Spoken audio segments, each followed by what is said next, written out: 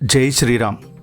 శ్రీరామ నవరాత్రుల విశేష కథామాలికలో రెండో రోజుకు మీకందరికీ సాదర స్వాగతం. నిన్నటి ఎపిసోడ్లో మనం రాముని జననం, విశ్వామిత్రుని యాగ సంరక్షణ గురించి తెలుసుకున్నాం.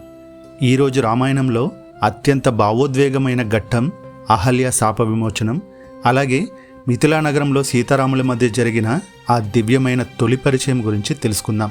విశ్వామిత్ర మహర్షి వెంట రామలక్ష్మణులు మిథిలా నగరం వైపు ప్రయాణిస్తుండగా దారిలో ఒక పాడుబడిన ఆశ్రమం కనిపిస్తుంది.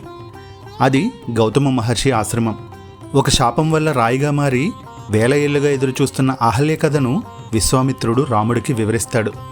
గురువు ఆజ్ఞతో రాముడు ఆ శిలవైపు నడవగా ఆ కరుణామయుడు పాదధూళి సోకగానే ఆ రాయికి ప్రాణం వస్తుంది.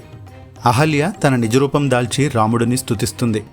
భగవంతుని స్పర్శ ఉంటే ఎలాంటి కష్టాలైనా పాపాలైనా తొలగిపోతాయని చెప్పడానికి ఈ పతిత పావన ఘట్టమే నిదర్శనం. మిథిలా చేరుకున్నాక ఒక ఉదయం పూజ కోసం పూలు తీసుకురావడానికి రామలక్ష్మణులు పుష్పవాటికకు వెళ్తారు. అదే సమయంలో సాక్షాత్తు లక్ష్మీ స్వరూపమైన సీతమ్మవారు తన చెల్లికత్తెలతో కలిసి గౌరీ పూజ కోసం అక్కడికి వస్తారు.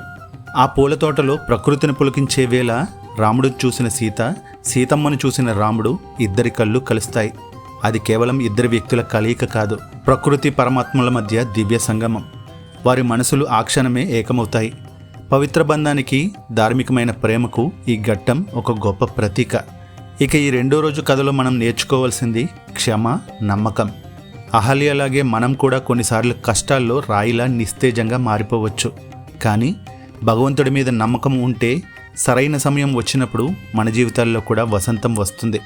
అలాగే సీతారాముల పరిచయం మనకు పవిత్రమైన బంధాల విలువను గుర్తు చేస్తుంది. ఇక రేపటి మూడవ రోజు ఎపిసోడ్లో విశ్వవ్యాప్తమైన ఆ సీతా కళ్యాణ మహోత్సవం, శివధనుర్భంగం వంటి అద్భుత ఘట్టాలను దర్శిద్దాం. ఈ వీడియో కనుక మీకు నచ్చితే లైక్ చేయండి, మీ ఫ్రెండ్స్కి షేర్ చేయండి. జై సీతారాం.